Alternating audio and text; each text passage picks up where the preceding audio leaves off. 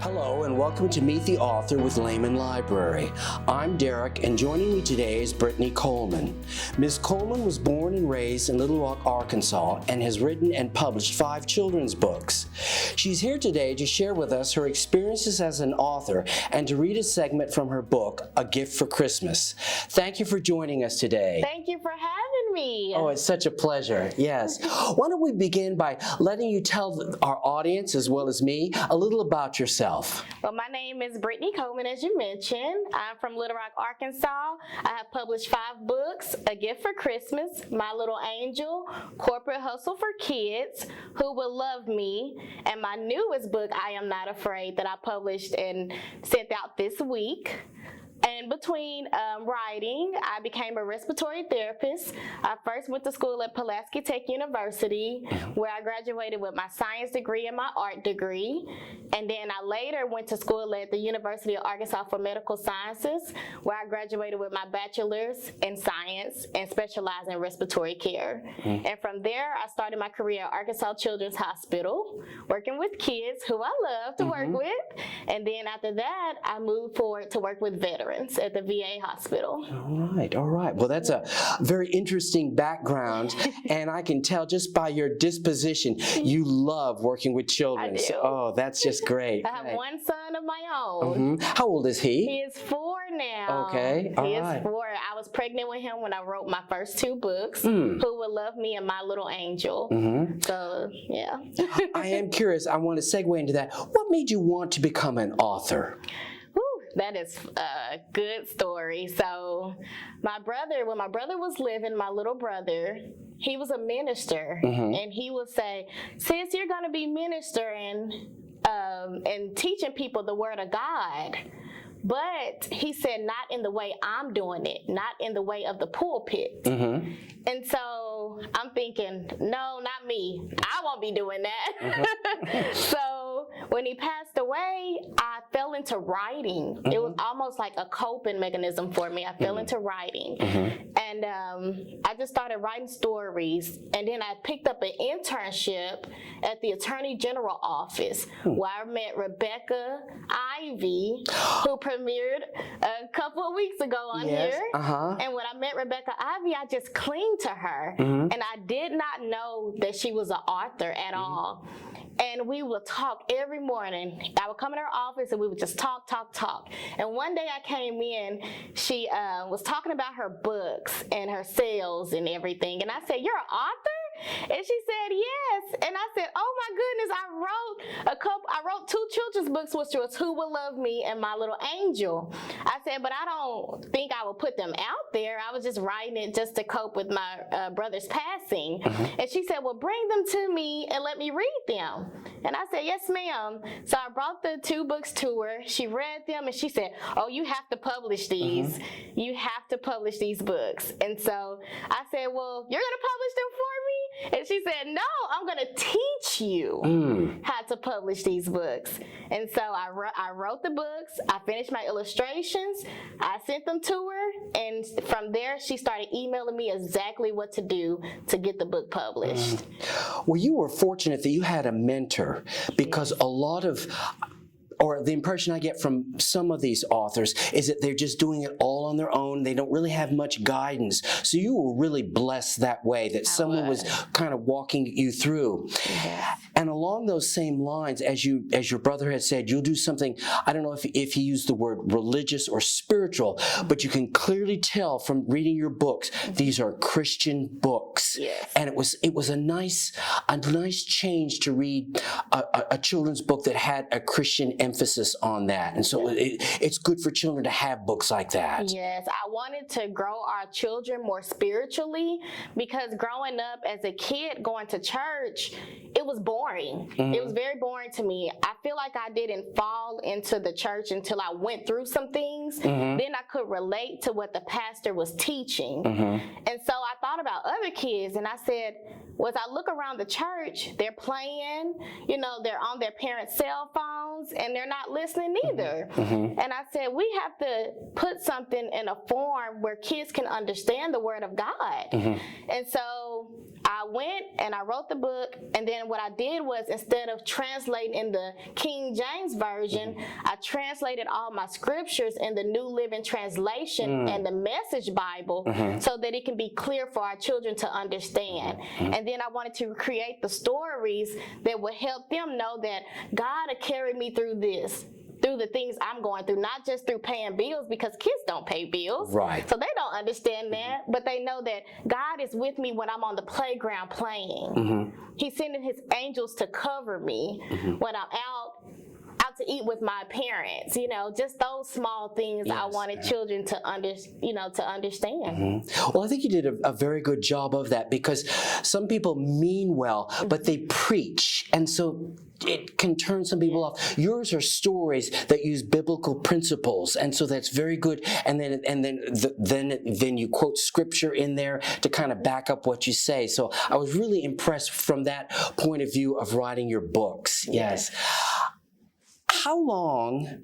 Having said that, though, how long does it take you? Does it take you to write a book? When it hits me, I write, and it takes me from 10 to 20 minutes. My goodness.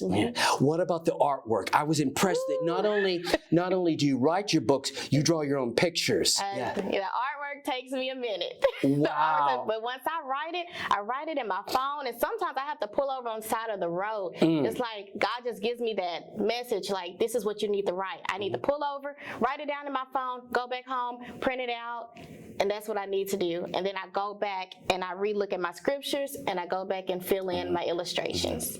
I want to tell the audience that the books not only are, the pictures and the text, but some of them are coloring books. Some of them have activities at the end. What are your dreams? That sort of thing.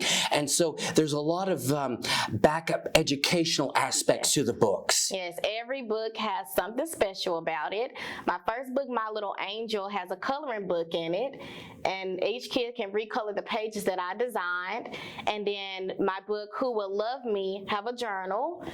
Gift for Christmas also has a journal, and my newest book, I Am Not Afraid, has a journal, and Corporate Hustle for Kids has a journal. Yes, I like that, Corporate Hustle for Kids. It's a nonfiction book, which is, you're the first nonfiction author I've interviewed. So it's a privilege to have you, to teach children about business terms and things like that. Yes. Exactly, because those are a lot of things we forget to teach our kids. We think that they will automatically know these terms with everything in the world that goes on. Oh, my kid knows a bank account. My kid knows this term, debt. But they don't know. They don't know until they actually get put in the situation. Then they understand those terms. And we need to teach our kids more earlier those terms so that they can be well off. Okay. What do your family and friends think of your books? They love it. My family are my biggest supporters. They post them throughout the holiday time.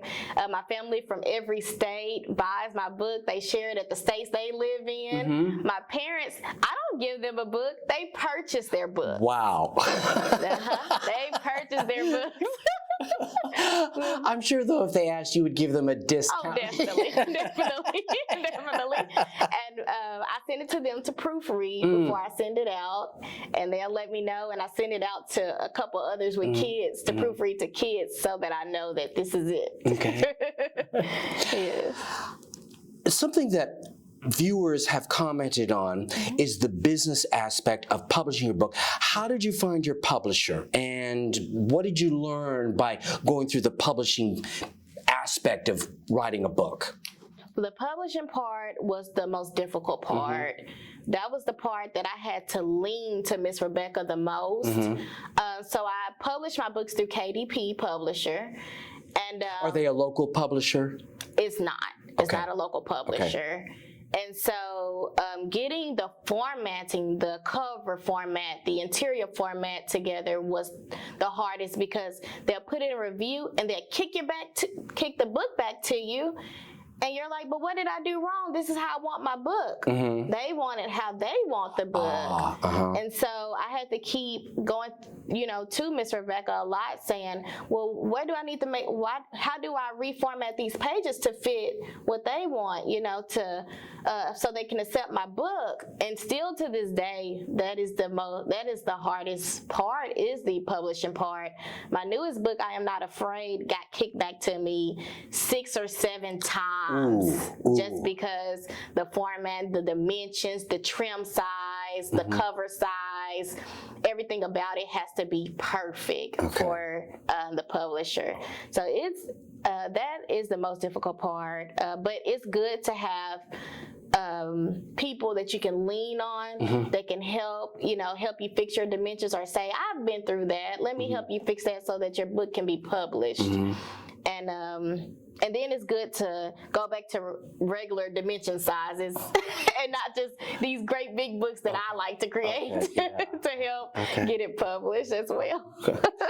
Well, it's encouraging that you didn't give up, because some people just, I don't know how I would do under that kind of pressure. After the 5th, 6th rejection, I would just throw my hands up. So I'm glad you didn't give up. Yes. It's times I was like, okay, let me just go to sleep and try this again in the morning, because I've gotten so frustrated with the publishing. But sometimes when it gets rejected back, I go back and I say, okay, Lord, why does my book keep getting rejected back to me?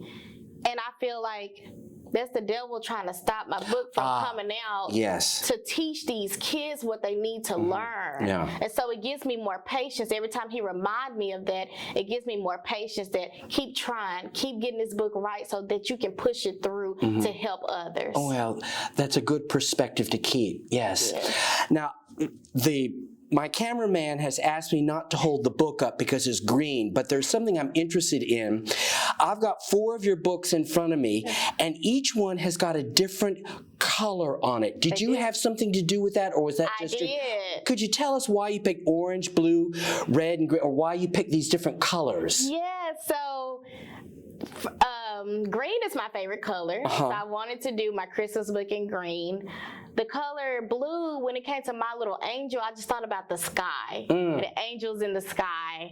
So I decided to do that one blue. When it came to the corporate hustle, it's like I felt red, like this should be red. Most of the time people will say green because money, but I just felt red, like it's business. Let's get out there. Red is like a boom color. Go get it. And then orange, oh, I love orange. And orange at the time was what I was doing my son's room in, because it was lion themed. And as I wrote that book while I was pregnant with my son in 2016, and so I filled off that orange into the book from the nursery. Okay. What about your latest book? What color is it? My latest book is blue, but it's a darker blue. Okay. It's not the same blue as My Little Angel, but it's a darker blue. And my newest book has my son photos all throughout. Oh, well. We'll look forward to getting that, because I know the library will be getting that. Yes, sir. Okay. All right. All right. Brittany, how can people contact you? Are you on social media, Facebook or anything like that? How can they contact you if they wanted to purchase a book or if they wanted to make a comment? Tell our audience. So you can contact me anytime through my Facebook, Britt Coleman, or my book page, which is called Christian Books for Children, and it has some of my book photos on the background, so you'll be able to know that it's me. My other page is through Amazon. I have my books on on Barnes & Nobles. They are also in Lehman Library. They're at Pulaski Academy School, and many other places. All you have to do is Google the book and Brittany Danielle Coleman, and it will show you where you can purchase them. All right. Okay. Having said that, then, we'd love to have you read a segment from A Gift for Christmas, and I'll turn it over to you. Awesome. A Gift for Christmas, written and illustrated by Brittany Danielle Coleman. It was December 24th, a day known as Christmas Eve. Rhonda and John decided to throw a family Christmas party for their entire family. Rhonda and John are the parents of 2 kids, a son named Jacob and a daughter named Jamie. Jacob and Jamie's favorite day of the year is Christmas because Christmas is the day they receive everything they always wanted. Jacob and Jamie could not wait for Christmas Day to open all of their Christmas gifts. They stayed up all night baking cookies and singing Christmas carols at the family Christmas party. As Jacob and Jamie were playing games with their cousins, they began to discuss what they think Santa will be bringing them for Christmas. Jacob started daydreaming about all different toys he could get, such as a train, bicycle, or even a video game. Jamie started the day to daydream about all the different toys she could get, a doll, a kitchen set, or even a paint kit. As it begins to get late, the Christmas party came to an end. Jacob and Jamie hopped into bed but could not sleep because of so much excitement. An hour later, Jacob and Jamie began to fall asleep. Around 3 in the morning, Jamie woke up to check for any presents under the tree. Still, no presents. Okay, all right. Yes, I was hoping you wouldn't go so far they give the end of the story. Yeah. Yes, okay. My cameraman and I had a difference of opinion. I thought the characters were human beings, but he says they're penguins. They are penguins. Okay, I saw the waddling, and then I thought, well, maybe they're human because they had names. Okay, all right. So my cameraman was right. Okay, all right. That's I came up with the penguins because my first 2 books, My Little Angel and Who Will Love Me, have human beings in them. Mm-hmm. And when I had a book event, there were a couple kids to come up and they said, well, where are the animal books? And I said, oh my goodness, I have no animal books. So that's where penguins come from. Okay, I should have been back. I saw the picture of the penguins and I thought, no, these are human beings. They're not penguins. So my mistake. My cameraman was right. Well, I hope that you have a good sales from this book and that people will come to the library to check it out. It has been a pleasure having you. I've really been excited. Yes. I'm excited as well. Thank you for having me. You're welcome. All right. Well, thank you for joining us today. It has been a pleasure. If you're interested in reading more from Ms. Coleman, please visit us at the library or find us online at our website, lehmanlibrary.org. Please join us again next time and have a great day, everyone.